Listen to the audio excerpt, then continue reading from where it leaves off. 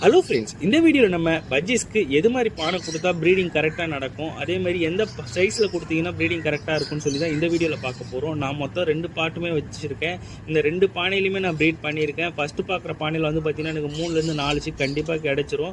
8 X வைப்பாங்க, ஆனால் எனக்கு 3 to 4 கிடச்சிரும். ஸோ இப்போ செகண்ட் பார்க்குற பானை பார்த்திங்கன்னா எனக்கு 8 எக் வச்சாங்கன்னா கண்டிப்பாக 6 சிக் கிடச்சிரும். ஸோ எதனால் சொல்கிறேன்னா, இந்த பாட் சைஸ் பார்த்தாலே உங்களுக்கு தெரியும். பாட்டம் வந்து எவ்வளோ ப்ராடாக இருக்குது பாருங்கள். கண்டிப்பாக வந்து பார்த்திங்கன்னா சிக்ஸ் வந்து ரொம்பலாம் அடி வாங்காது. ஸோ இது மாதிரி பாட்டு கொடுத்தீங்கன்னா சிக்கு வந்து பார்த்தீங்கன்னா நம்ம அடி வாங்காமல் காப்பாற்றிடலாம். முக்கியமாக வந்து 8 எக்ஸ் வைக்கிற பேஸ்லாம் இருந்துச்சுன்னா 6லேருந்து 7 சிக் காப்பாற்றும். ஸோ அது மாதிரி இருக்கும் போது நீங்கள் இது மாதிரி சைஸில் பானை கொடுங்க. என்கிட்ட வளர்க்குற பேர்ட்ஸ் எல்லாமே வந்து பார்த்தீங்கன்னா மினிமம் வந்து 6 to 8 எக்ஸ் கிட்ட வச்சுருவாங்க. ஸோ அதில் வந்து எனக்கு 6லேருந்து 5 சிக்கு கிடச்சிரும்.